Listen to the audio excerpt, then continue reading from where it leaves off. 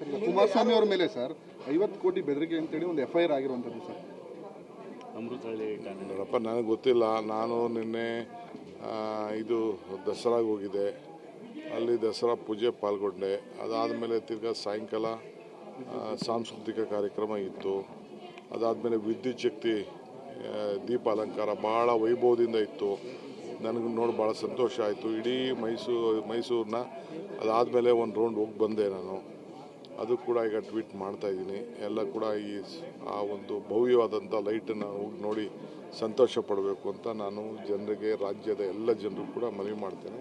ಸುಮಾರು 50 ಕೋಟಿಗೂ ಹೆಚ್ಚು ಇಲಾಖೆಗಳಲ್ಲಿ ಸೇರಿ ಸರ್ಕಾರ ಜೊತೆಲಿ ಖರ್ಚು ಮಾಡಿ ಭಾಳ ವಿಜೃಂಭಣೆಯಿಂದ ಈ ವರ್ಷ ದಸರಾ ಆಚರಣೆಯನ್ನು ಕೂಡ ನಾವು ಮಾಡ್ತಾಯಿದ್ದೀವಿ. ಸೊ ಅದೆಲ್ಲ ಪಾಲ್ಗೊಳ್ಬೇಕು.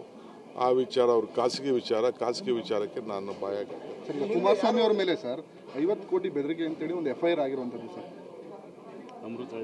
ನೋಡಪ್ಪ, ನನಗೆ ಗೊತ್ತಿಲ್ಲ.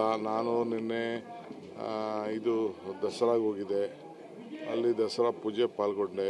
ಅದಾದಮೇಲೆ ತಿರ್ಗಾ ಸಾಯಂಕಾಲ ಸಾಂಸ್ಕೃತಿಕ ಕಾರ್ಯಕ್ರಮ ಇತ್ತು.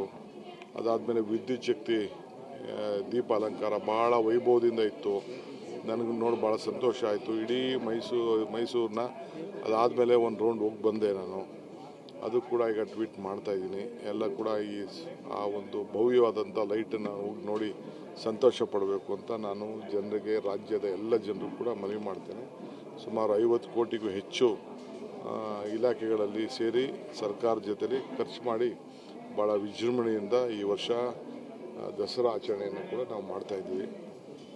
ಸೊ ಅದೆಲ್ಲ ಪಾಲ್ಗೊಳ್ಬೇಕು. ಆ ವಿಚಾರ ಅವ್ರ ಖಾಸಗಿ ವಿಚಾರಕ್ಕೆ ನಾನು ಬಾಯಾಗ್ತೇನೆ.